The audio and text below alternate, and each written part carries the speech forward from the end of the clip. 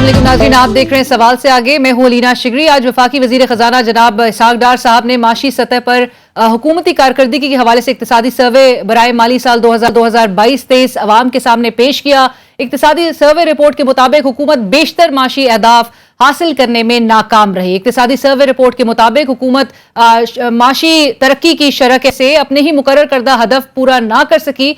हुकूमत की जानिब से रवा माली साल पाकिस्तान की GDP ग्रोथ का हदफ 5% रखा गया था, जबकि इसके बरक्स पाकिस्तान की GDP ग्रोथ महज 0.29% तक ही रही। GDP की तरह दीगर माशी अशारिये भी हुकूमत अपने ही मुकर्रर करदा टारगेट्स को हासिल करने में नाकाम नजर आई। इक्तिसादी सर्वे रिपोर्ट के मुताबिक ज़राअत के शोबे में ग्रोथ के हवाले से हुकूमत अपने मुकर्रर करदा 4% के हदफ के मुकाबले में 1.55% ही हासिल कर सकी, यानी 2.5% की कमी देखी गई। गुज़िश्ता माली साल इसी अरसे के दौरान ज़राअत के शोबे में तरक्की की शरह 4.27% थी। हुकूमत की जानिब से सनती शोबे का हदफ 6% मुकर्रर किया गया था, लेकिन उसके बरक्स सनती शोबे की शरह मनफी 3% रही, जो कि गुज़िश्ता माली साल इसी अरसे के दौरान तकरीबन 7% थी। लार्ज स्केल मैन्युफैक्चरिंग की बात करें तो इसकी ग्रोथ मनफी 8% रही। खिदमात के शोबे में हुकूमती हदफ 5.1% के बरक्स 0.86% रही। गुज़िश्ता साल इसी अरसे के दौरान खिदमात के शोबे की शरह नमू 6.5% से जायद थी। तरक्याती शोबे की जो टारगेट मुकर्रर किया गया था वो 4% के मुकाबले में मनफी 5.5% रही। मौजूदा माली साल में बरामदात में भी कमी देखने में आई और गुज़िश्ता माली साल के मुकाबले में पाकिस्तान की कुल बरामदात का हजम $3.5 अरब की कमी के बायस सुकड़ कर महज 25.3 अरब डॉलर्स तक रह गई। और महंगाई के हवाले से भी हुकूमत की कारकर्दगी सबके सामने नजर आ रही है। ऑल्दो आज डार साहब बड़ा फोकस कर रहे थे कि जी कोर इन्फ्लेशन 16% हम देखेंगे और वो कंफर्टेबली वो बहरहाल एक तासुर ये दे रहे थे कि जी मैनेजेबल है, अभी भी ऐसी कोई बुरी सूरत हाल नहीं है। ऑल्दो आवाम का ऑन ग्राउंड रियलिटी बड़ी इसके बरक्स है। मौजूदा माली साल में हुकूमत की जानिब से ये जो महंगाई की शरह 11.5% मुकर्रर की गई थी, लेकिन महंगाई की शरह इस वक्त 29% से जायद नजर आ रही है। वजीर खजाना इसहाक डार साहब प्रेस कॉन्फ्रेंस के दौरान अपना हिसाब किताब लगाकर अवाम को ये समझाने की भी कोशिश करते रहे कि महंगाई इतनी नहीं है और जो औसतन महंगाई सिर्फ 18% है या 16% भी वो जिस तरह मेंशन कर रहे थे। और इसी तरह खराब माशी अशारियों के हवाले से भी जो तावीलें देते हुए दिखाई दिए बैनुल अक़वामी हालात और मामलात को, उन सब का वो तमाम जो अनफोर्सिएबल चैलेंजेस है उनको ठहराते नजर आए। ग्लोबल GDP ग्रोथ थी वो कम होके अब 2.8% पे आ गई। ग्लोबल इन्फ्लेशन अगर आप देखें उसमें 85% का इजाफा हुआ। जो मॉनेटरी पॉलिसी को टाइट किया है, ऑल्दो ये इन्फ्लेशन के लिए है, ये एक विशस साइकिल है, हम इसमें फंस चुके हैं। This was an year of force majeure. 3 unprecedented हादसे पाकिस्तान की मईशत को सामना करना पड़ा। पहला हादसा तकरीबन $50 अरब का तजारती खसारा। दूसरा जो हादसा था आखिरी सहमाही में वजारत खजाना ने जीरो रिलीज की डेवलपमेंट बजट के लिए। तीसरा बड़ा नाज़रीन, वज़ीर ख़जाना इसहाक डार साहब डॉलर जमा करने वालों को भी तंबीह करते रहे और कहते रहे कि डॉलर्स खरीद कर रखने वालों के लिए बेहतर है कि वो डॉलर्स का जखीरा मत करें, बल्कि उनको मार्केट में बेच दें और ना उनको नुकसान उठाना पड़ेगा। लेकिन डार साहब गुज़िश्ता एक साल में जिस तरह से रुपए की कदर गिरी है और आए दिन जिस तरह ओपन मार्केट में डॉलर की कदर में इजाफा हो रहा है, इसको देखकर बहरहाल ये लगता नहीं है कि मुस्तकबिल करीब में डॉलर जखीरा करने वालों को नुकसान होगा। क्योंकि जब आप आए तो आपने खुद ही कहा कि डॉलर को 200 रुपए पर लाने की आप बात करते रहे, लेकिन डॉलर उस वक्त 300 रुपए से भी इस वक्त नजर आ रहा है। कहाँ जाके रुकेगा इसका बहरहाल कोई इस वक्त उसको गेज नहीं कर सकता। इस वक्त हमें स्टूडियोज में ज्वाइन कर रहे हैं वेरी ऑनर्ड फरहान बुखारी साहब, renowned economist and correspondent eight financial times. Sir अस्सलाम वालेकुम, thank you so much for joining us Farhan साहब। Thank you. फरहान साहब, आज जो ये इकोनॉमिक सर्वे रिपोर्ट पेश की गई है, ऑल्दो ये हुकूमत जब आ रही थी ये अवाम को रिलीफ देने की बात करके आई थी, और जो हमने जिस तरह स्टेटमेंट भी दिखाई एहसन इकबाल साहब की कि this was a year of force majeure, जो वो कह रहे हैं कि अनफोर्सिएबल चैलेंजेस थे, अनअवॉइडेबल इवेंट्स ऐसे आए जिसकी वजह से ये तमाम टारगेट, जो कि हिस्टोरिकली बहरहाल टारगेट जो है वो हर हुकूमत जो है वो मिस करती हुई दिखाई देती है। आपको क्या लगता है सर आज की तकरीर देके और जो टारगेट्स मिस कर रहे हैं हम, सिचुएशन ऑन ग्राउंड कैसी है, और मतलब आपको लग रहा है कि स्पीच से अंदाजा होता है कि सिचुएशन बहुत खराब है, या शुगर कोटेड ही आपको लगी तकरीर? दो पहलू हैं जो कि बड़े अहम हैं। एक तो जो कुछ जब वो तकरीर फरमा रहे थे इसहाक डार साहब, और सेक्रेटेरिएट के बाहर हो रहा था जहाँ पे सैकड़ों गवर्नमेंट मुलाजमीन प्रोटेस्ट कर रहे थे, और वहाँ पे कई सहाफ़ी अंदर नहीं जा सके क्योंकि गेट्स बंद हो गए, पुलिस वाले आ गए, बड़ी टाइट सिक्योरिटी थी। प्लेकार्ड्स खुद मैंने देखे जिस पे लिखा हुआ था तनख्वाहें 100% बढ़ाओ, यानी दुगनी करो। तो एक तो वो हकीकत थी, और वो एक ऐसी आवाज़ है जो कि आपको मुल्क के तूलो अर्ज से हर तरफ से नज़र आ रही है। बिल्कुल। इन्फ्लेशन 38% कम से कम, लेकिन ये कि गैर सरकारी तौर पे बताया जा रहा है कि वो शायद 40% से भी तजावज़ कर चुकी है। तो एक तो वो रियलिटी है। दूसरा मसला ये है कि ये जो जिन मसाइल का इन्होंने जिक्र किया, एहसन इकबाल साहब ने 3 मसाइल का जिक्र किया, सबसे बड़ा मसला मेरे ख्याल में मामलात की मिस हैंडलिंग का है। डार साहब का आपने जिक्र किया कि वो आए थे और इस वादे के साथ आए थे, इस दावे के साथ आए थे कि 200 रुपए से कम रुपए की कदर हो जाएगी या कर देंगे वो। ऐसा नहीं हुआ। और आज तो एक परेशानी की खबर जो कि अभी शाम ही रिपोर्ट हुई है, और वो ये है कि पहली दफ़ा पाकिस्तान के ज़र मुबादला के ज़खायर 4 बिलियन डॉलर से नीचे चले गए हैं। बिल्कुल। अब ये सूरत हाल बेहतर कैसे होगी? इसहाक डार साहब ने एक मौके पे ये कह दिया कि जी मैं IMF की परवाह नहीं करता। बिल्कुल, और हमने 90s में मैनेज कर लिया था, कर लिया। सर आज भी वैसे अपनी तकरीर में उन्होंने कहा था बजट नंबर्स ऑल्दो कि मैं नहीं शेयर करना चाहता था IMF से, लेकिन वजीर आजम शहबाज शरीफ साहब का डिसीजन था तो हमने कर दिया बजट नंबर्स IMF के साथ शेयर। अब ये क्या बताता है आपको? ये यही बताता है कि गवर्नमेंट के अंदर ही शायद कुछ तजादात चल रहे हैं कि वजीर आजम ने कह दिया तो कर लिया। डार साहब ने एक मौके पे ये भी फरमाया था कि जी I will not plead before the IMF। बिल्कुल।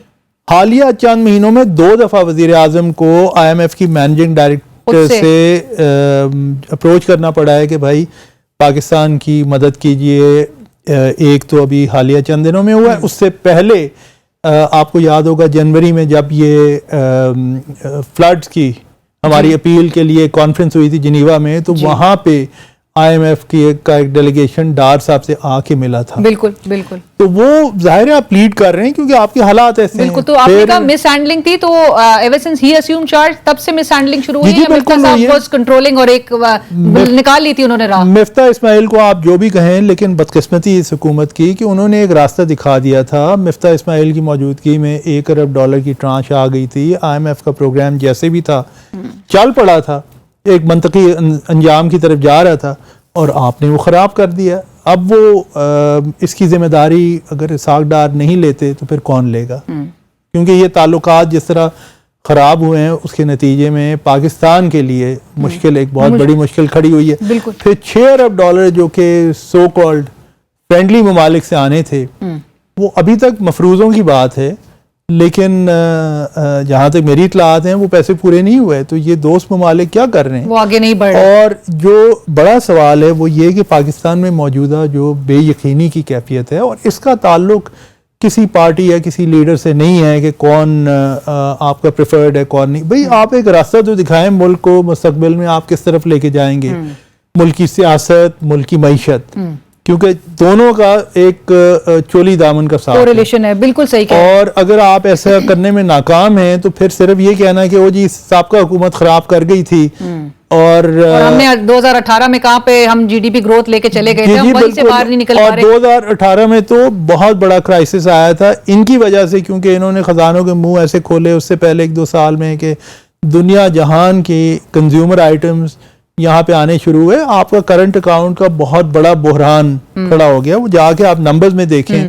बट मैं फरहान साहब इसी से मैं, बल्कि ये मेरा अगला सवाल होगा इससे, उससे पहले मैं चाहूंगी कि इकोनॉमिक सर्वे रिपोर्ट पे ही, और वो सवाल मेरा बहरहाल जो मैं मेंशन करना चाहिए थी कि IMF के प्रोग्राम्स हमेशा, चाहे पीपल्स पार्टी का दौर हो, चाहे मुस्लिम लीग नवाज का दौर हो 2018 तक का, उसमें IMF प्रोग्राम्स हमेशा से लेजिस्लेटिव असेंबली की कंक्लूजन से पहले ही कंक्लूड हो चुके थे, और बहुत इजीली कंक्लूड हो गए थे, और ताकि उनके पास एक स्पेस भी क्रिएट हो गई थी कि वो पॉपुलर बजट, इलेक्शन ईयर के बजट जो है प्रेजेंट कर ले। इस वक्त सूरत हाल बहरहाल डिफरेंट है, इनके पास स्पेस कितनी रह जाएगी। लेकिन उससे पहले इकोनॉमिक सर्वे रिपोर्ट में सर बेसिकली जो माली साल 2022-23 का रहा, اس میں جو ہم نے ٹارگٹس مس کیے ہیں LSM -8%, یہ کتنے الارمنگ فگرز ہیں سر, اور ہم اس دلدل سے باہر کیسے نکلیں گے؟ مطلب it will take us a very long time کہ ہم اس کو کیچ اپ کریں واپس سے ان لیولز کو مینٹین کرنے کی طرف. یہ پورا کا پورا جو یہاں پہ جو یہ آج کے نمبر جو ہم دیکھ رہے ہیں اس میں مثبت ایگریکلچر کی گروتھ ہے 1.5% کی, حالانکہ بہت کم ہے.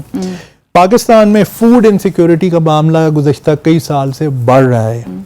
ہمیں ارجنٹلی بہت جلدی, جتنا جلدی ہو سکے, ہمیں زراعت کے لیے کچھ جنگی بنیادوں پہ کچھ اقدامات کرنے کی ضرورت ہے تاکہ ہماری کراپس کا کوئی ریوائول شروع ہو. ٹھیک ہے, اب یہ ٹھیک ہے پروونشل سبجیکٹ ہے, صوبوں کا سبجیکٹ ہے, لیکن پھر صوبوں کے ساتھ مل کے یہ کرنے کی ضرورت ہے, کیونکہ ایگریکلچر ایک ایسا معاملہ ہے کہ آپ اگر آج اس پہ کام کرنا شروع کریں, باتیں تو بہت ہو چکی, تو آپ اگلی اگر 2-4 کراپس کو مینیج کر لیتے ہیں, وہاں پہ ییلڈ بہتر ہو جاتی ہے, تو اس کا ایک مثبت اثر مجموعی طور پہ آپ کی اکانومی پہ آئے گا. بالکل. اور یہ اور ممالک میں بھی ہوا ہے. ہم نے بدقسمتی سے زراعت کو بہت عرصے سے بڑی بری طرح سے اگنور کیا ہے, although کہ زرعی ملک ہے, اور باوجود اس کے زرعی ملک ہے, لیکن یہ کہ نظر انداز کیا ہے تو زرعی معیشت آپ کی بیٹھ گئی ہے. اور انڈسٹری کا معاملہ بھی یہ بیلنس آف پیمنٹ کرائسس کے ساتھ بھی منسلک ہے کہ اب جیسے آٹو موبائل سیکٹر ایک ہے, ان کا دیکھ لیجئے کہ ان کی امپورٹس نہیں ہو رہی, تو ملک میں پلانٹس جو ہیں وہ بند ہوئے ہیں. آج شاید آج آخری دن تھا ٹویوٹا موٹر پلانٹ کا, پتہ نہیں کھلتا ہے یا نہیں کھلتا. اسی طرح ہونڈا, اسی طرح سوزوکی, سب انڈر پروڈکشن, انڈر ٹارگٹ ان کی پروڈکشن ہو رہی ہے. تو یہ آپ کب تک اس طرح چلائیں گے صورتحال کو؟ اور بہرحال آخر میں کہنا پڑتا ہے کہ پاکستان میں وہ اصلاحات کرنے کی ضرورت ہے جو آج تک نہیں کی گئیں. پاکستان کی بدقسمت معاشی تاریخ میں ہم نے یہ دیکھا ہے کہ بار بار پلانز تو سامنے آئے کہ جناب یہ ہو سکتا ہے, وہ ہو سکتا ہے, یہ ہو سکتا ہے, بہت کچھ کرنے کی ضرورت ہے. پلانز ہم نے بنائے ہیں اور ہم نے آئیڈیاز, آج بھی ہم کہہ رہے ہیں سر 3 ایز کے بجائے 5 ایز کی کوئی پالیسی پر اب فوکس کیا جائے گا اور استحکام کی راہ پر ڈالنا ہم چاہتے ہیں. یہ 5 ایز یا 3 ایز بھائی کوئی ایک ایز سنبھال لیں اور اسے اچھی طرح سے آپ چلا لیں. یہ لفاظی میں پڑھ کے کام نہیں ہو سکتا. ٹھوس اصلاحات کا کوئی نعم البدل نہیں ہے. پاکستان کو اگر اسی طرح چلایا گیا جس طرح یہ گزشتہ 6-8 مہینے میں ڈار صاحب نے چلایا ہے, تو پھر اللہ ہی وارث ہے.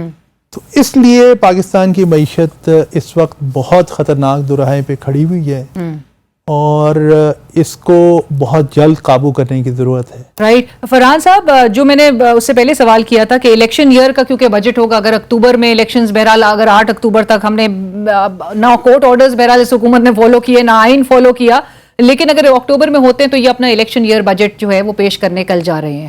آپ کو لگتا ہے ان کے پاس سپیس ہے کہ یہ عوام کو ریلیف دے سکے؟ جو ابھی تک تو یہ کہہ رہے ہیں کہ جی ایک کمیٹی بھی خواجہ آصف صاحب کی زیر صدارت ایک انہوں نے بنائی تھی, جو کہ وہ میجرز انہوں نے اقدامات سجیسٹ کرنے تھے, تجاویز دینی تھی کہ عوام دوست کون سی وہ تجاویز ہوں گی. آپ کو لگتا ہے یہ ریلیف دے سکیں گے؟ اور IMF کی تلوار بھی آپ کے سر پہ لٹک رہی ہے, جبکہ پاکستان جس قسم کے شدید بحران سے دوچار ہے اس وقت, معاشی بحران سے, الیکشنز اکتوبر میں ہوں یا نہ ہوں, آپ کا بحران تب تک نہیں ختم ہوگا جب تک کہ آپ کوئی بڑے فیصلے نہیں کریں گے. الیکشنز مؤخر کر دیں, الیکشنز کروا لیں, پھر کیا ہوگا؟ یہ ایک بہت بڑا سوال ہے. اور یہ دیکھیے الیکشن ایئر کا بھی ایک عجیب سی بات ہے کہ جی وہ الیکشن ایئر کے لیے اب سنتے ہیں کہ شاید پارلیمنٹیرینز کے لیے کچھ کوئی ڈیولپمنٹ سپینڈنگ کا معاملہ ہے. کیا جواز ہے ایک ایسی حکومت کے پاس جس کا ٹینیور 1 جولائی کا نیا مالی سال شروع ہوگا تو 1.5 مہینے, 1.5 مہینہ تو پورے سال کا 8واں حصہ بنتا ہے, تو آپ پورے سال کے لیے ریلیزز تو نہیں کر سکتے. اچھا, پھر اگلا سوال یہ ہے کہ آگے ایک عبوری حکومت آئے گی, پھر الیکشنز ہوں گے, اس کے بعد اللہ بہتر جانتا ہے کہ کون سی حکومت آئے گی, اس کے کون پارلیمنٹیرینز ہوں گے, ان کے پاس یہ ڈیولپمنٹ سپینڈنگ کے لیے ان کے پاس کیا ریسورسز رہ جائیں گی. اگر آپ شروع میں ہی بہت زیادہ پیسہ اپنی سیاست کی نظر کر دیتے ہیں تو پھر آگے کیا نتیجہ نکلے گا؟ یہ بہت مشکل سوالات ہیں جن کا کوئی بدقسمتی سے ابھی کوئی جواب ہمیں نظر نہیں آتا. رائٹ. بٹ فرحان صاحب, کل ہوتا ہوا کیا دیکھ رہے ہیں آپ؟ بجٹ میں کیا یہ لے کر آ سکتے ہیں مزید؟ ابھی نئی ٹیکس, مزید عوام جو ہے وہ کس چیز کے لیے تیار رہیں؟ بری خبر ہی ہوگی. بدقسمتی سے نشستن گفتن برخاستن والی بات ہے. ماضی میں بھی یہ ہوا ہے کہ جب بجٹ آیا تو اس وقت پیاس آئی مختلف حلقوں سے یہ ہوئی ہے کہ جی آگے جا کے کوئی نہ کوئی منی بجٹ آئے گا. اس دفعہ آپ یقین سے کہہ سکتے ہیں کہ جو بجٹ کل پیش ہونے چلا ہے اس میں تبدیلی ہوگی، اور ایسی تبدیلی ہوگی کہ وہ سال کے آخر میں یا وسط میں جو بجٹ کی شکل ہوگی وہ بڑی مختلف ہوگی. اچھا. کیونکہ آپ کو یہ کوئی نہ کوئی انٹرنیشنل بیل آؤٹ کے بغیر آپ کو گزارا نہیں ہے. سر اور کتنی ہم نے جو برج فائنانسنگ ہے وہ اگلے مالی سال کے لیے کتنی ہے، ذرا ناظرین کو بھی بتا دیں، اور پھر یہ کس طرح سے پلان کرتے ہیں، کیونکہ IMF کو تو بڑی آنکھیں دکھائی گئی ہیں تو نہ دوست ممالک آگے آ رہے ہیں، تو پھر یہ کس طرح سے کریں گے ارینجمنٹ؟ مسئلہ یہ ہے کہ اگلے 3 سال میں پاکستان کو 75 سے 77 ارب ڈالر کی ضرورت ہے. 75 to 77 billion dollars for the next 3 years. Next 3 years in debt repayments, interest repayments. اگلے سال کے لیے 25 ارب ڈالر کی رقم ہے. اس میں کرنٹ اکاؤنٹ ڈیفیسٹ آپ کا شامل نہیں ہے. اگر آپ ملک کی اکانومی کو سلو ڈاؤن موڈ پہ رکھتے ہیں اور اس سے آپ کرنٹ اکاؤنٹ کا کچھ سنبھال لیتے ہیں تو پھر آپ کے پاس ایڈیشنل ریونیو کیسے جنریٹ ہوگا کہ آپ اپنی ڈیٹ ری پیمنٹس کر سکیں. آپ ایک حد تک ریلائی کریں گے، جو کہ بظاہر نظر آ رہا ہے دوست ممالک، لیکن دوست ممالک کے رویے سے بھی یہ لگ رہا ہے کہ وہ اکراس دا بورڈ وہ آپ کو آنکھیں بند کر کے پیسے نہیں دیں گے. وہ بھی آپ کے حالات دیکھیں گے، اور حالات جیسے حکومت نے بنا دیے ہیں ملک میں اس وقت کاروبار ٹھپ ہو کے رہ گئے. بالکل آپ مینشن بھی کر رہے ہیں کہ کلوجر کی طرف اگر سارے آ گئے ہیں. اور آپ یہ دیکھیے نا کہ ابھی چند دن پہلے ہی حکومت نے فیصلہ کیا تھا اور اعلان کیا کہ جی مارکیٹیں رات کو 8 بجے بند ہو جائیں. سر یہ اعلان اس سال کے آغاز میں بھی کیا گیا تھا، امپلیمنٹیشن تو نہیں ہوئی اس کی. وہ ہو نہیں سکتی کیونکہ حکومت کی ساکھ ویسے ہی اتنی کمزور ہو چکی ہے اور حکومت کے قدم اس طرح سے جمے ہوئے نہیں ہیں کہ وہ معیشت کو ایک بہتری کی طرف لا کے لے جا سکیں. پھر یہ نتیجہ ہے آپ کے سامنے. سر جی پلیز. اور پھر بات یہ بھی ہے کہ جو نظام حکومت ہے، جو 13 پارٹیز ہیں PDM میں، سوال یہ ہے کہ یہ ساری کی ساری پارٹیز پھر ان کے پیچھے ویسٹڈ انٹرسٹ. اچھا پھر میں ایک بات کئی سال سے کہہ بھی رہا ہوں، نوٹس بھی کیا ہے، بجٹ ڈے پہ آپ جائیں اور جا کے پارلیمان کی پارکنگ لاٹ میں آپ صرف گاڑیوں کا جائزہ لیں. گاڑیوں کی قیمتیں بڑھنے کے بعد اب صورتحال یہ ہے کہ 70-75 لاکھ روپے کی قیمت سے لے کر کروڑوں روپے کی مالیت کی آپ کو گاڑیاں کھڑی ہوئی نظر آتی ہیں، جن کے مالکان وہ ہیں جو کہ ہمارے ملک پہ راج کر رہے ہیں. جی عوامی نمائندے. کیا یہ طبقہ ایسا ہے کہ ملک کو پاکستان کے لیے قربانیاں دے کر پاکستان کو ایک بہتر مستقبل کی جانب لے جا سکے؟ میرا یہ سوال ہے، اور اس کا جواب بدقسمتی سے اس وقت نفی میں ہے. بالکل انفارچونیٹلی، اور یہ عوام بھی بڑے اچھی طرح سے دیکھ رہے بھی ہیں اور جانتے بھی ہیں بہرحال. لیکن اور ایوانوں میں آپ نے تقاریر بھی سنی ہے، جتنا درد رکھتے ہیں یہ ہمارے عوامی منتخب نمائندے عوام کی جو اس وقت زبوں حالی ہے اور عوام جس قسم پرسی کی زندگی گزارنے پر مجبور ہیں.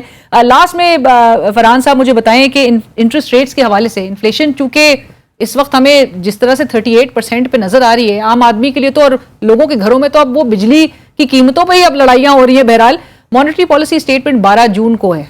آپ کو لگتا ہے 21% پہ آلریڈی انٹرسٹ ریٹس ہیں، اور انٹرسٹ ریٹ کی وہ جو پالیسی ہے جو ایکسیلریٹ آپ اس کو کر رہے ہیں، لیکن وہ انفلیشن کو کاؤنٹر کرنے میں بہرحال ان افیکٹو وہ ٹول نظر آ رہا ہے ابھی تک. اس میں مزید آپ ہائیک ایکسپیکٹ کر رہے ہیں اس موجودہ سیناریو میں جہاں پہ LSM آلریڈی کانٹریکشن کا شکار ہے؟ دیکھیے مارکیٹ میں جن اینالسٹ سے میری بات ہوئی ہے کراچی میں، وہ تو ایکسپیکٹ نہیں کر رہے کہ انٹرسٹ ریٹس مزید بڑھیں گے. گو کہ 21% اور 38%، یہ 38% سرکاری ریٹ ہے. غیر سرکاری طور پہ لوگ زیادہ بتاتے ہیں، 40% سے زیادہ 40% بتاتے ہیں جتنا بھی ہے. بہرحال یہ ایک بہت بڑا خلا ہے. کیا IMF کو سیٹسفائی کرنے کے لیے IMF کی کوئی کنڈیشن ایسی ہوگی پس پردہ جس پہ اسٹیٹ بینک کو عمل کرنا پڑے گا اور مزید انٹرسٹ ریٹس بڑھانے پڑیں گے؟ لیکن ملک کی معیشت اتنی سست روی کا شکار ہے کہ انٹرسٹ ریٹس کا مزید بڑھنا معیشت کو مزید دبائے گا، بٹھا دے گا. تو اس لیے ایسا ہونا نہیں چاہیے، لیکن اللہ بہتر جانتا ہے. لیکن آپ اس میں کمی نہیں ایکسپیکٹ کر رہے؟ نہیں، کمی کی تو امکان ہی نہیں ہے. کوئی امکان اگر کسی نے کمی کا کچھ کیا یا کمی ہوئی تو کم سے کم مجھے تو بہت زیادہ تعجب ہوگا. اور سر انفلیشن نمبرز نیچے آتے ہوئے نہیں دکھائی دے رہے، فی الحال نہیں دکھائی دے رہے. اور پھر اس میں دیکھیے ایک اور بھی سوال ہے کہ انفلیشن افراط زر یعنی یہ اس میں اکنامک فیکٹرز تو بہت سے ہیں، لیکن اس میں ایک کمزور حکومت کا بھی، کمزور مملکت کا بھی عمل دخل ہے.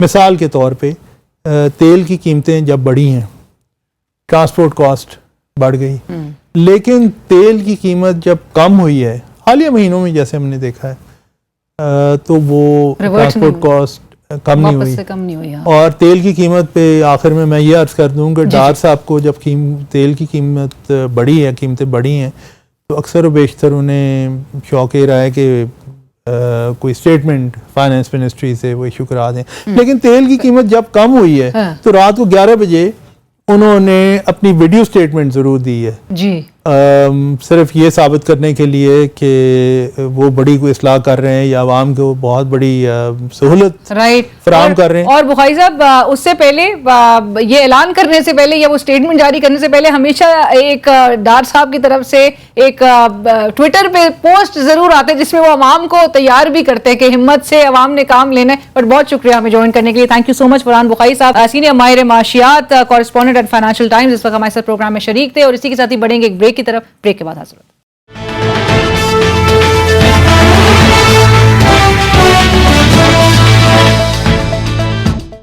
ناظرین welcome back after the break. بین الاقوامی ریسرچ ادارے اپسوس کی جانب سے پاکستان کے 5 صنعتی شعبوں میں ٹیکس چوری کے حوالے سے ہوشربا رپورٹ سامنے آئی ہے. اپسوس کی ٹیکس چوری کے حوالے سے اس رپورٹ میں دعویٰ سامنے آیا ہے کہ سالانہ بنیادوں پر پاکستان کو صرف 5 سیکٹرز میں، صرف اور صرف 5 شعبوں میں 956 ارب روپے کی ٹیکس چوری کا سامنا ہے. یہ ایک بہت ہی ہیوج گورنمنٹ کو لاس ہے. اور اپسوس کی رپورٹ کے مطابق ان 5 سیکٹرز میں سب سے زیادہ ٹیکس چوری ریل اسٹیٹ سیکٹر میں ہوئی ہے. اور ریل اسٹیٹ کے شعبے میں پاکستان کو سالانہ بنیادوں پر 500 ارب روپے کی ٹیکس چوری کا سامنا ہے. دوسرے نمبر پر سگریٹ کے شعبے میں پاکستان کو سالانہ بنیادوں پر 240 ارب روپے کا نقصان کا سامنا کرنا پڑ رہا ہے. اسی طرح اپسوس کی رپورٹ کے مطابق ٹائرز اور جو آٹو لوبریکنٹس ہیں اس کے شعبے میں پاکستان کو 106 ارب روپے کی سالانہ ٹیکس چوری یعنی کہ ٹیکس ایویژن کا سامنا ہے. اور ادویات کے شعبے میں سالانہ بنیادوں پر 65 ارب روپے کی ٹیکس چوری کی جا رہی ہے. جبکہ چائے کے شعبے میں سالانہ ٹیکس چوری اپسوس کی رپورٹ میں 45 ارب روپے رپورٹ ہوئی ہے. دوسری جانب ایف بی آر ملک سے نہ صرف ٹیکس چوری روکنے میں اس وقت بہرحال ناکام نظر آتا ہے، جو پالیسیز ہیں اب ان کی امپلیمنٹیشن نہیں نظر آ رہی ہے اور عوام پر مزید ٹیکس کا جو بوجھ ڈالا جا رہا ہے. حکومت کو بجٹ میں 700 ارب روپے کے نئے ٹیکس لگانے کی تجویز دی گئی ہے اگرچہ، لیکن ایف بی آر 900 ارب روپے سے زائد کی اس ٹیکس چوری کو بہرحال روکنے میں اس وقت ناکام ہے. اور عوام پر جو ہے اس کا ملبہ ایک اوور برڈنڈ عوام ہمیں نظر آ رہی ہے صورتحال میں. اور ساتھ ہی ساتھ مزید جو ہے وہ نئے ٹیکسز لگائے جا رہے ہیں. اور آئندہ آنے والے بجٹ میں اس حوالے سے کیا امیدیں انسان وابستہ رکھے یا عوام جو ہے وہ ریلیف کیا ایکسپیکٹ کر سکتے ہیں. اب آج ہم اس حوالے سے بات کریں گے اور ہمیں اس وقت جوائن کر رہے ہیں، وی ریئلی آنرڈ ہمارے ساتھ موجود ہیں عبدالستار بابر صاحب جو کہ سی او ہیں اپسوس ان پاکستان کے. Ipsos is 3rd largest market research company in the world. اور اپسوس نے کیا کہ they collaborated with public and private sector experts. اور جو انفارمل اکانومی ہے اس کے سائز، اس کا جو ایکسٹینٹ ہے اس کا ایسٹیمیٹ جو ہے وہ نکالا گیا. اور ساتھ ساتھ یہ جو ٹیکس ایویژن کے جو نمبر سامنے آئے ہیں اور تمام سیکٹر وائز جو سیکٹورل انالیسس انہوں نے پیش کیا ہے یہ بڑے الارمنگ فگرز ہیں. آج ہم اس حوالے سے بات کریں گے. عبدالستار بابر صاحب اس وقت ہمیں جوائن کر چکے ہیں. سر السلام علیکم، thank you so much for joining us. Babar صاحب پہلا سوال تو میرا انہی نمبر سے متعلق ہے. 956 ارب روپے کی ٹیکس چوری ہو رہی ہے اینولی اور صرف 5 شعبوں میں، جس طرح آپ کی اس رپورٹ میں بھی ہائی لائٹ کیا گیا ہے. سر ہمیں بتائیے گا کہ یہ جو ان تمام سیکٹرز میں یہ نمبرز جو سامنے آئے ہیں، اور دوسرا یہ کہ حکومت ہمیشہ ایک تاثر اور ہر سیورل انسٹنسز پہ ہمیں یہ بتایا جاتا ہے کہ جو ٹریک اینڈ ٹریس سسٹم ہے that is in place, implement ہو رہا ہے، تو یہ ٹیکس ایویژن روکنے میں ناکام بہرحال کیوں نظر آ رہے ہیں؟ جی بہت شکریہ مجھے اپنے شو میں لینے کے لیے. دیکھیں اس میں سمجھتا ہوں کہ صرف ایک سیکٹر جو ہے جو سب سے بڑا ہے ریئل اسٹیٹ، جس میں ہم بتا رہے ہیں کہ 500 ارب روپے کا زیادہ اس میں ہمیں ٹیکس وی این کا خطرہ ہے، اس کا ہم نے اسٹیمیٹ کیا. یہ واحد ایک ایسا شعبہ ہے کہ جس کے اندر ابھی بہت سارے لیجسلیٹو گیپس ہیں، جس کے اندر ڈاکومنٹیشن کی بہت کمی ہے، اور یہ ایک لحاظ سے ایک بہت زیادہ ریگولیٹڈ سیکٹر نہیں ہے، لیکن یہاں پر بہت جو ہو رہی ہے. لیکن جو باقی سیکٹرز ہیں مثلا ٹوبیکو ہے، فارما ہے یا چائے وغیرہ، یہاں پر تو بہت سارے اچھے ہمارے قوانین پاکستان میں پہلے سے موجود ہیں، اور جو لا ابائڈنگ جو اچھی کمپنیز ہیں پاکستان ملٹی نیشنل اور لوکل اچھی کمپنیز ہیں، وہ تو تمام جو ہمارے قوانین ہیں پاکستان کے ان کو فالو بھی کر رہی ہیں. لیکن انہی کو نقصان ہو رہا ہے، اس لیے کہ اس کی انفورسمنٹ آف جو ہمارے قوانین ہیں وہ نہیں ہو رہی، جس کی وجہ سے ہمیں کافی مشکل ہو رہی ہے. اب ہم نے ویسے ٹوبیکو کی ہم بات کریں تو حکومت کی طرف سے جو بتایا گیا ہے وہ منیمم ایک سیلنگ پرائز جو ہے اس کی وہ 127 روپے ہونی چاہیے. اب پاکستان کے اندر تو 127 سے کم کے بے شمار برانڈز اویلیبل ہیں، بہت سارے اویلیبل ہیں، تو وہ سارے کے سارے ہر کسی کو نظر بھی آ رہے ہیں، اور لیکن یہ کہ اس کی انفورسمنٹ کا کافی مسئلہ ہے.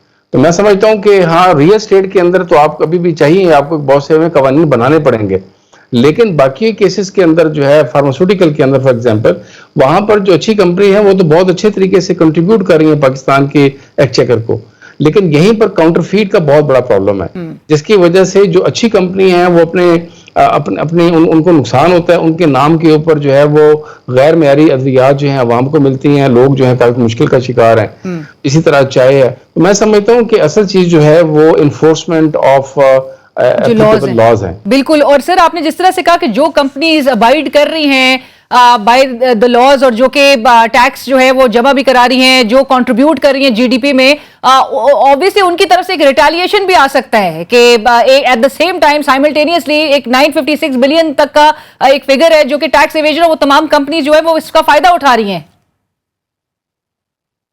دیکھیں جی، یہ جو بڑی کمپنی ہے اس کے اندر میں سمجھتا ہوں کہ کافی نمایاں ہیں، نام ہیں، ان کے تو اپنے سٹینڈرڈز ہیں، وہ بالکل ٹھیک کام کر رہی ہیں. اگر ہم لوبریکینٹس کی بات کریں اس میں ہمارے پی ایس او ہے، ٹوٹیل ہے، شیورون ہے، شیل وغیرہ، اور یہ بہت اچھا کام کر رہے ہیں اور یہ ان کا مسئلہ نہیں ہے. لیکن ان کے نام کے اوپر جو یہاں پر جو 2 نمبر مال جو بیچا جاتا ہے اس کا الٹیمیٹ نقصان جو ہے وہ انہی بڑی کمپنیوں کو ہوتا ہے. اسی طرح فارماسیوٹیکل میں، اسی طرح ٹوبیکو میں، چائے کے اندر کھلی چائے جو ہے بے شمار لوگ پیتے ہیں اور وہ اسمگل ہو کے آتی ہے، وہ افغانستان کے نام پہ کہیں جاتی ہے اور واپس وہ پاکستان کے اندر جو ہے اور طریقے سے واپس آ جاتی ہے. تو جس کی وجہ سے تو اصل مسئلہ جو ہے ہمارے پورس بارڈرز ہیں، ہمارے جو کمپلائنس کے جو ہمارے مطلب اس کے اندر دیکھیں اپنا فارماسیوٹیکل کے اندر پورا ایک نظام موجود ہے ہمارے ڈریب کی طرف سے اور صوبائی حکومتوں کی طرف سے ڈرگ انسپیکٹرز ہیں، ان کے لیے ایک بہت مشکل کام نہیں ہے چیزوں کو چیک کرنا، یہ انفورسمنٹ کا مسئلہ ہے. رائٹ. ستار صاحب آپ جس طرح سے کہہ رہے ہیں کہ انفورسمنٹ کا مسئلہ ہے، لیکن آپ کو لگتا ہے کہ ایک ول بھی ہونی بڑی ضروری ہے حکومتوں کی؟ جی یقینی طور پر حکومت اگر چاہیں تو، اور اس کے اندر میں سمجھتا ہوں کہ ہمیں سیاسی جو ہے وہ وابستگیوں سے بالا تر ہو کر قومی مفاد کا سوچنا چاہیے. اب اسی 956 بلین کے جو ہم نے ایسٹیمیٹ لگایا ہے، میں آپ کو چند باتیں بتاتا ہوں کہ اگر یہ 956 ارب روپے جو ہیں یہ تقریباً اس سے ملتے جلتی مقدار میں ہے، اگر پاکستان کے پاس پیسے موجود ہوں تو آپ کا پورے پاکستان کو جو پبلک سیکٹر ڈیولپمنٹ فنڈ ہے جو پی ایس ڈی پی، وہ پورا کا پورا اس سے فنڈ ہو سکتا ہے. یہ اپنا بے نظیر انکم سپورٹ پروگرام کے تمام سارے جتنے بھی انیشیٹوز ہیں ان سب کو یہ فنڈ کر سکتا ہے. ہمارا جو وفاقی بجٹ ہے تعلیم کے لیے اس کو 5 گنا بڑھایا جا سکتا ہے. پورے پاکستان کے تمام شہریوں کو ہم صاف کلین واٹر جو ہے وہ کر سکتے ہیں. ہم ایک محمد ڈیم بنا سکتے ہیں، کوئی 1700 کلومیٹر کی موٹر ویز بنا سکتے ہیں. اتنی بڑی اماؤنٹ ہے. اور اگر آپ پچھلے کئی مہینوں سے ہم سن رہے ہیں کہ آئی ایم ایف جو ہے وہ 1 پوائنٹ سمتھنگ US ڈالرز کی ہمیں وہ قسط جو ہے وہ ادا نہیں کر پا رہا، اس کے مسئلے ہیں. یہی وہ اگر پیسے اگر ہم ان کو وصول کر سکیں تو اس سے زیادہ تو ہمیں اس سے ٹیکس ایویژن کو اگر ہم انفورسمنٹ کے ذریعے مینج کریں اس سے زیادہ پیسے تو ہمیں ویسے مل سکتے ہیں. سر ایبسولوٹلی یہ ایک بہت بڑی ایک فگر ہے اور یہ ایک بہت بڑا گورنمنٹ کو ریونیو لاس ہے. لیکن آپ کی جو یہ ریسرچ رپورٹس ہے سر، حکومتی سطح پہ اس پہ توجہ دی جاتی ہے؟ اس کو مطلب ان نمبرز کو الارمنگلی اس کو فیل کیا جاتا ہے کہ یہ کتنی سنگین اس وقت صورتحال ہے ملک میں اور جو کہ ہم ایڈریس نہیں کر پا رہے due to the lack of enforcement of laws like you mentioned? देखिए मैं समझता हूँ कि yes and no I would say कि अभी तक हुकूमत की तरफ से जो बाकायदा इस पर तवज्जो होनी चाहिए। हमने ये 2 साल पहले भी इसके पहली इसकी जो रिपोर्ट हमने शाया की थी 2 साल पहले, उस वक्त भी मैं समझता हूँ कि प्राइवेट सेक्टर से, बाकी IMF की तरफ से, वर्ल्ड बैंक की तरफ से बहुत इंटरेस्ट शो किया गया, लेकिन हुकूमत पाकिस्तान की तरफ से बहुत ज़्यादा इस पर तवज्जो नहीं दी गई। अभी भी मैं समझता हूं कि हुकूमत की तरफ से यकीनी तौर पे हमें पिछले 1-2 दिनों के अंदर हुकूमती सतह पर कुछ राब्ते हुए हैं जिन्होंने इसके बारे में दिलचस्पी का इजहार किया है। आई होप कि इन चीज़ों को हुकूमत के मुतल्लिका अफराद जो हैं इसको पढ़ें, इसको समझें और इसके लिए जो चाहिए हमें इन्फोर्समेंट के लिए काम करने चाहिए, वो काम किए जाएं। राइट सर, ये जो एस्टिमेट्स निकाले गए हैं इनफॉर्मल इकोनॉमी को लेकर, जो सेक्टर्स और प्राइवेट और पब्लिक सेक्टर के एक्सपर्ट से भी जो राब्ता किया गया, अभी आपने मेंशन किया कि 2 साल पहले भी रिपोर्ट जो है वो सामने लेकर आए थे। 2 साल पहले की सूरत हाल और अब की सूरत हाल में सर किस हद तक एक डिफरेंस देखा जा रहा है? काफी बड़ा डिफरेंस है। उसकी वजह ये है कि इस दौरान जो है हुकूमत ने जो बाकायदा सही काम करने वाली कंपनियां हैं तकरीबन हर सेक्टर्स के अंदर, उनके ऊपर जो है टैक्सेस का इजाफा किया है, उसके अंदर फेडरल एक्साइज ड्यूटी का इजाफा किया है, GST का इजाफा किया है। तो आप ये कह सकती हैं कि उनको एक जो है ना लेवल प्लेइंग फील्ड नहीं मिली, जिसके नतीजे में ये सारी जो टैक्स एवेजन वाली करने वाली जो कंपनियां हैं, जो 2 नंबर काम करने वाले जो इदारे हैं, उनको ज्यादा मौका मिला है। तो मैं समझता हूं कि हुकूमत को जहां पे आवाम की उसकी खुशहाली का भी ख्याल करना है, वहां पर जो टैक्स पे ना करने वाली कंपनियां उनको कब करने के लिए इनके ऊपर हमारी ये जो अच्छी कंपनियां हैं इनके ऊपर बहुत ज्यादा टैक्सेशन नहीं लगानी चाहिए।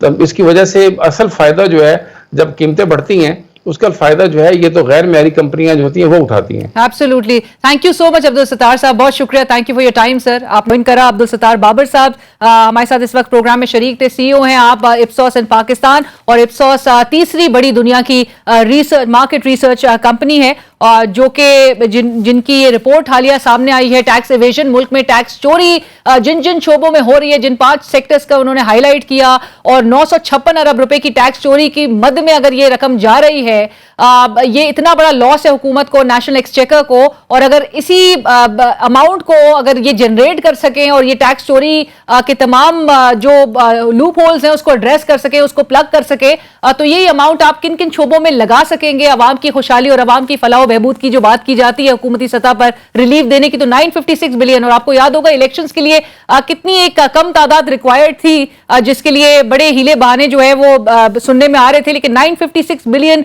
रुपीस की ये अमाउंट जो है वो सिर्फ और सिर्फ टैक्स चोरी की मद में जा रही है। इस पर सोचना भी होगा, और इस पे जो जिस तरह से अब्दुल सत्तार साहब ने भी कहा कि लॉस को, कवानीन मौजूद हैं, उन पर अमल दरामद करवाना, उसको यकीनी बनाना हुकूमत वक्त का काम है, अथॉरिटीज का काम है। इसी के साथ ही एक ब्रेक की तरफ चलेंगे, ब्रेक के बाद आएंगे तो आज एक नई सियासी जमात का कयाम सामने आया है, उस पर बात करेंगे एक ब्रेक के बाद। नाज़रीन, ब्रेक के बाद एक बार फिर खुशामदीद। जहांगीर तरीन साहब ने आज नई सियासी जमात का बाज़ाब्ता तौर पर ऐलान कर दिया। इस्तेहकाम पाकिस्तान पार्टी की बुनियाद रखते हुए जहांगीर तरीन साहब का कहना था कि पाकिस्तान में जमहूरियत की मजबूती के लिए हुकूमत और ऑपोजिशन दोनों को अपनी आईनी जिम्मेदारियां बखूबी पूरी करनी होंगी। रियासत, सियासत और जमहूरियत में हुकूमत और ऑपोजिशन दोनों का किरदार है। जहांगीर तरीन साहब की जानिब से 9 मई के वाकयात की भी भरपूर अल्फाज में मजम्मत की गई। कहा कि 9 मई के वाकयात ने पाकिस्तान की सियासत को तब्दील कर दिया है। 9 मई के मंसूबा साजों को अंजाम तक ना पहुंचाया तो फिर सियासी मुखालफिन के घरों पर हमले भी जायज समझे जाएंगे और कोई भी माशरा इस बात की इजाजत नहीं दे सकता। जहांगीर तरीन साहब का यह भी कहना था कि जब पाकिस्तान तहरीक इंसाफ का कयाम अमल में आया तो उसके कुछ मकासद थे। वो मकासद क्या थे, जरा सुनिए। एक ही मकसद रहा है कि मुल्क की तरक्की में अपना हिस्सा डालें। इसी जज्बे के तहत पाकिस्तान तहरीक इंसाफ में शामिल हो। हमने इस बात को यकीनी बनाया कि तहरीक इंसाफ एक ऐसी भरपूर सियासी कुव्वत बन जाए कि जब भी इलेक्शन हो तो पार्टी ना सिर्फ जीते बल्कि इस पोजीशन में हो कि मुल्क में इस्लाहात लाने के काम का आगाज भी किया। मामला वैसे ना चल सके जैसा हम चाहते थे। पाकिस्तान को आज एक ऐसी क़यादत की जरूरत है जो सियासी और समाजी तकसीम को ख़त्म करे। हम आने वाले दिनों में अपना इस्लाही इत्तेहादी एजेंडा बरकरार पर लाएंगे। मैं पूरी उम्मीद हूँ कि आने वाले इलेक्शन में हम बेहतर से बेहतरीन नतीजे हासिल करेंगे। नई पार्टी के ऐलान से मुतालिक लाहौर के एक मकामी होटल में होने वाली प्रेस कॉन्फ्रेंस में जहांगीर तरीन के साथ बैठे ज्यादातर वो लोग थे जो पाकिस्तान तहरीक इंसाफ के साथ वफा के दावेदार थे, जो कहते थे कि वो पाकिस्तान तहरीक इंसाफ कभी नहीं छोड़ेंगे, लेकिन आज उनकी वफादारियां जहांगीर तरीन साहब के साथ हो चुकी हैं। पाकिस्तान तहरीक इंसाफ छोड़ने वाले लातादाद रहनुमाओं ने इस्तेकाम पाकिस्तान पार्टी ज्वाइन कर ली है, जिनमें से कुछ रहनुमाओं का जिक्र करें तो उनमें इमरान इस्माइल साहब, अली जैदी साहब, फवाद चौधरी साहब, आमिर कियानी साहब, फयाजुल हसन चौहान साहब, महमूद मौलवी साहब, जयप्रकाश, मुराद रास, फयाजुल हसन चौहान साहब का जिस तरह हमने जिक्र किया, और नुमान लंगड़ियाल साहब, ज़हीरुद्दीन अलीज़ई साहब, जावेद अंसारी और तारिक अब्दुल्ला साहब जो हैं वो शामिल हैं। यहाँ ये बात काबिल गौर होगी कि नई सियासी जमात के क़याम से पीटीआई समेत दीगर सियासी जमातों के वोट बैंक किस हद तक मुतासिर होंगे, और क्या पार्टी दूसरी सियासी जमातों के लिए एक बड़ा खतरा बनेगी, क्या कोई इत्तेहादी मतलब कोई अलायंस की तरफ अगर मामलात क्या जाते हुए दिखाई देंगे। इस हवाले से गुफ्तगू करेंगे। विरोनड हमें ज्वाइन कर रहे हैं सीनियर रहनुमा इस्तेहकाम पाकिस्तान पार्टी जनाब फयाजुल हसन चौहान साहब। चौहान साहब अस्सलाम वालेकुम, बहुत शुक्रिया ज्वाइन करने के लिए, और सबसे पहले तो बहुत बहुत मुबारक हो आपको। फयाजुल हसन चौहान साहब, मैं जरा जिक्र करती चलूं, आपकी साबका जमात के चंद रहनुमाओं के कमेंट्स जो सामने आए वो ये थे कि वो बड़े खुश हैं, वो कहते हैं कि ये कंपनी जो है वो नहीं चलेगी, और आज उन्होंने बल्कि ये भी बात जिक्र की कि चेहरे इतने अफसुर्दा क्यों दिखाई दे रहे थे, मुस्कुराहटें नहीं थी आप लोग के चेहरों पे। बिस्मिल्लाहिर्रहमानिर्रहीम। मैं हैरान हूँ कि सोशल मीडिया एक ऐसा टूल है कि जिसके अंदर आप किसी की भी कैरेक्टर असैसिनेशन कर लें, किसी की अच्छाई को बुराई में तब्दील कर दें, बुराई को अच्छाई में तब्दील कर दें, तो जनाब सब कुछ चल जाता है।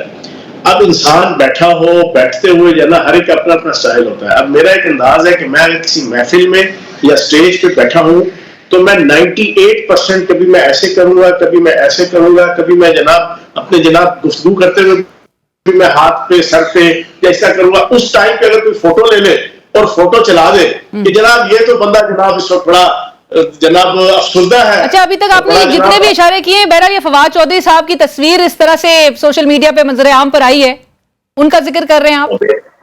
नहीं, मेरे हवाले से भी जो है वो siyaset.pk और बहुत सी जनाब सोशल मीडिया अकाउंट्स के नहीं, बहरहाल जो कमेंट्स आपको बता दीजिए, मेरी बराह रास्त बात हुई आपकी साथ जमात के कुछ चंद रहनुमाओं से, उसको भी चला के जनाब शो। तो कहने का मकसद ये यार, ये अजीब किस्म की जनाब ये जर्नलिज्म है, अजीब किस्म का ये सोशल मीडिया है कि आप किसी के हवाले से कोई उल्टी सीधी ऊट टांग चीज चलाना शुरू करें। बाकी सारे लोग अपनी मर्जी और अपनी मंशा के मुताबिक वहां पर मौजूद थे, और सब लोगों का एक ही एजेंडा है कि हमने पाकिस्तान की तामीर, पाकिस्तान की तरक्की और पाकिस्तान का इस्तेहकाम, उसकी तरफ हमने गामजन होना है और अदम तशद्दुद की पॉलिसी रखनी है। ना किसी मुखालिफ पार्टी से टकराना है, ना अदलिया से टकराना है, ना फौज से टकराना है, ना रियासती अदारों से टकराना है, और ना रियासत से टकराना है।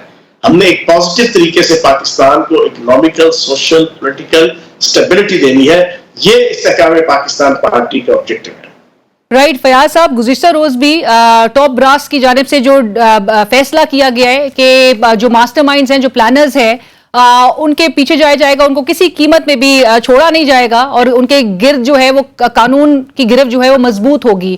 आपकी जो साबका जमात है उससे मुतालिक आपके प्रेस कॉन्फ्रेंसेस में भी आपने जिक्र किया कि जो प्लानिंग हो रही थी, आप उस जाहिर है आप उन मीटिंग्स में शरीक भी थे, आपने काफी बातों का जिक्र किया और आप उस वक्त खामोश रहे, तो एक तो सवाल ये बनता है कि आप उस वक्त आपने कुछ बोला क्यों नहीं?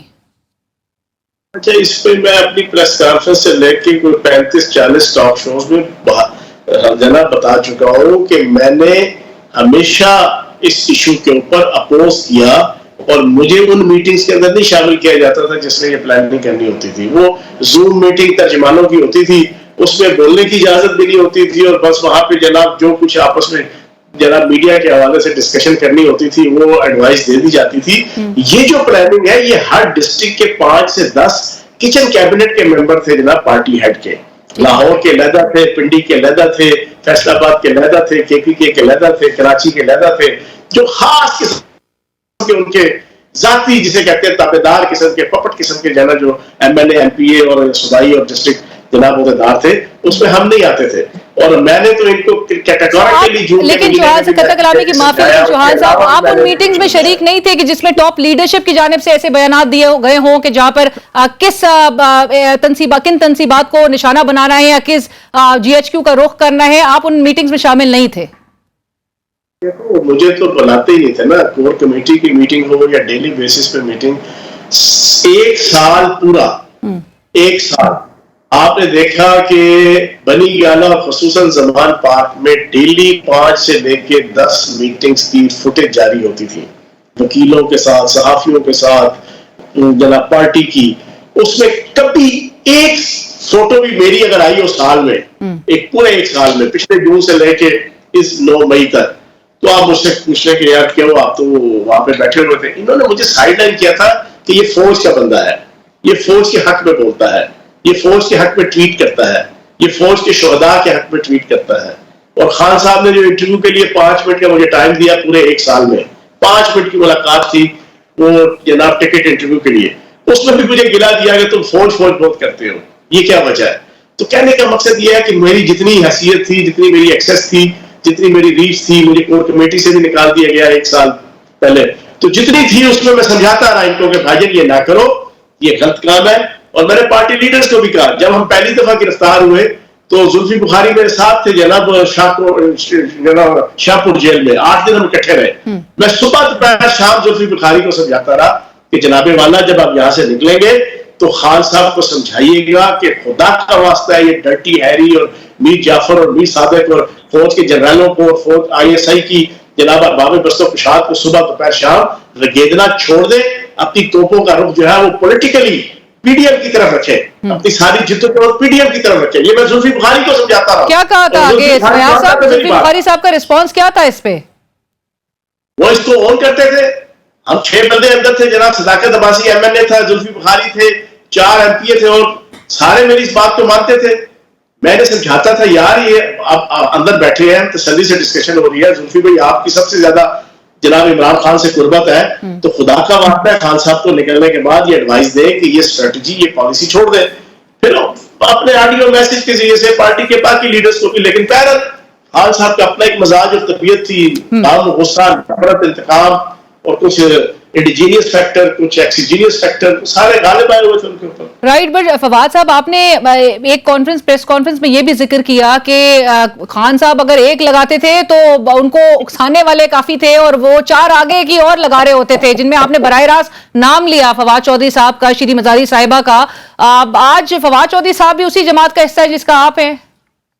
چلو فواد چودھری صاحب کو جناب احساس ہو گیا ہوگا نا، اب انہوں نے پارٹی چھوڑ دی ہے، انہیں احساس ہو گیا کہ یار وہ پہلے کے جو معاملات تھے وہ ٹھیک نہیں تھے، تو چلو اب کیا کہتے ہیں، شام کا بھولا صبح گھر آ جائے یا صبح کا بھولا شام کو گھر آ جائے، تو پھر اس کو معاف کر دینا چاہیے۔ ٹھیک ہے، بٹ فیاض صاحب آپ کو نہیں لگتا عوام، ابھی جو عوام میں تاثر نظر آ رہا ہے، ایک امپریشن وہ یہ ہے کہ یہ تمام وہی ہیں جو کہ ملک میں انتشار پیدا کرنے میں شامل تھے، ابھی وہ اپنے آپ کو ڈس ایسوسیٹ اس پورے 9 مئی کے واقعات سے کیسے کر سکتے ہیں، اور جماعت میں آ کے کیسے ایک ڈیفرنٹ پکچر پیش کر سکتے ہیں؟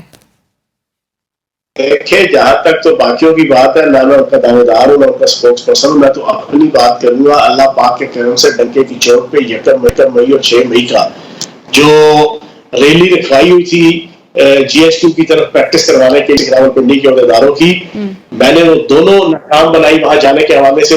میں واحد بندہ تھا کہ جس سے ان کو کینٹ ایریا میں بھی داخل نہیں ہونے دیا، اس سے پہلے ہی دونوں ریلیاں میں نے ختم کروائی۔ پھر اس کے علاوہ جناب میں اس دن بھی میں نے 20 منٹ کا ایجیٹیشن جو بڑی روڈ پہ ہوا، اس کے بعد جب نعرے لگنا شروع ہوئے نیگیٹو وردی، میں آرام سے بیٹھا ہوں، حامد میر صاحب نے اپنے 9 مئی کے پروگرام میں ایگزیکٹ 8:30 بجے وہ کلپ دکھایا کہ یار واحد ایک بندہ ہے، میں نے دیکھا تھا وہ بالکل آپ وہاں سے چلے گئے تھے، بالکل ٹھیک ہے، ٹھیک بات ہے۔ تو ہم نے تو اپنا حق ادا کیا، لیکن جو لوگ ہلہ شیری کرتے تھے، جو لوگ وہاں گئے، اب وہ عمر تنویر بٹ ہے، واسق قیوم ہے، وہ راجد دنیال ہے، صداقت عباسی ہے، یہ وہ لوگ تھے کہ جو GHQ گئے، وہاں جا کے انہوں نے نیگیٹو رول پلے کیا، وہ ڈائریکٹ پارٹی لیڈر کی انسٹرکشن کے اوپر ان سے رابطے میں تھے، تو بہرحال آپ پوچھیں گے ٹھیک ہے، اب وہ آپ کہہ رہے ہیں بھگتیں گے، لیکن آپ نے کہا کہ آپ بھی بڑے عرصے سے بڑے دنوں سے آپ سائیڈ لائن تھے، لیکن باوجود اس کے آپ تمام ٹی وی ٹاک شوز میں، پریس کانفرنسز میں آپ جماعت کو آپ ایک لوئل ورکر کی حیثیت سے ڈیفینڈ کرتے ہوئے دکھائی دیے، پارٹی لیڈر کو ڈیفینڈ کرتے ہوئے دکھائی دیے. آپ کیسے عوام میں فیاض صاحب اب گھر کر سکیں گی یہ نئی جماعت پاکستان پارٹی جس میں چہرے وہی ہیں، اور پاکستان تحریک انصاف جس کا ایک پاپولیرٹی بہرحال ایک بیس ہے، اور اس وقت سروے رپورٹس کے بھی مطابق عمران خان صاحب ایک پاپولیرٹی ایک سرٹن پرسنٹیج اس کی انجوائے کر رہے ہیں. آپ کو لگتا ہے آپ لوگ عوام کو مائل کر سکیں گے اپنی طرف؟ دیکھیں، عوام کے سامنے ہے 9 مئی کا ایونٹ، اور اس 9 مئی کے ایونٹ کی وجہ سے جو پاکستان کی بدنامی اور پاکستان کے اندر جو ہزاروں خاندان اس وقت تباہ ہوئے ہیں، جن کی مائیں بہنیں اور بیٹیاں جوان اور بچے اس وقت جناب جیلوں میں ہیں، اور پارٹی ساری ڈیٹوریٹ ہو گئی. یہ فیاض چوہان نے یا جہانگیر ترین صاحب نے یا کسی دوسرے نے جناب یہ پالیسی نہیں بنائی تھی، یہ پارٹی کے لیڈر کی بنائی ہوئی پالیسی تھی، جس کی وجہ سے آج پارٹی بالکل تباہ و برباد ہو گئی. تو اب ہم ایک نئے سرے سے ان تمام سیاستدانوں کو کہ جنہوں نے اس ملک کی خدمت کی ہے، جن کے اندر صلاحیت ہے، جو ملک کی خدمت کرنا چاہتے ہیں، جو 2 خاندانوں کی سیاست سے ہٹ کے پاکستان کی عوام کی نمائندگی کرنا چاہتے ہیں، ان کو ساتھ لے کر ہم جناب کوشش کریں گے، اور انشاءاللہ اللہ سے امید ہے کہ اللہ پاک جناب بہتری کرے گا. فیاض صاحب، زرداری صاحب کہہ رہے ہیں کہ جب وہ تبھی الیکشن ہوں گے، کہیں ایسا تو نہیں پیپلز پارٹی کے ساتھ کوئی اتحاد دیکھنے میں آئے استحکام پاکستان پارٹی کا، کہ پنجاب میں آپ ہو اور باقی ہماری پارٹی کا کسی پارٹی کے ساتھ نہ ٹکراؤ ہے، نہ کسی ادارے کے ساتھ، نہ عدلیہ کے ساتھ. ابھی آپ نے کہا کہ 2 جماعتوں کے حوالے سے ہم سب کو لے کے چلیں گے، اور پاکستان کے فلاح و بہبود اور سلامتی کی جو ایشوز ہیں اس پر ہر پارٹی کے ساتھ بیٹھ کے ہم جناب کوآپریشن بھی کریں گے، اور ملک کو اس دلدل سے نکالیں گے جو معاشی اور معاشرتی اور سیاسی طور پہ جس دلدل میں یہ ملک پھنس چکا ہے ان سے نکالیں گے انشاءاللہ. رائٹ. فیاض صاحب، ایک اور چیز کی جی یہ جو 2 ماہ رہ گئے ہیں، اب یہ جو اکتوبر میں اگر الیکشنز ہوتے ہیں، اچھا ہمارا رابطہ منقطع ہو گیا ہے فیاض الحسن چوہان صاحب سے. بہرحال ایک سوال تو اور یہ بھی کرنا تھا جو کہ ایک عوام کا نیچرلی ان کی طرف سے سوال ہے کہ یہ مقامی ہوٹل میں اس جماعت کا لانچ جو ہے وہ کیوں ہوا ہے؟ عوام کے درمیان یہ ہونا چاہیے تھا. بہرحال اسی کے ساتھ ہی بڑھیں گے، ہمارا پروگرام کا وقت جو ہے وہ اپنے اختتام کی طرف بلکہ گامزن ہے. پروگرام کی ٹیم علینا شگری کو اجازت دیجیے. اللہ حافظ.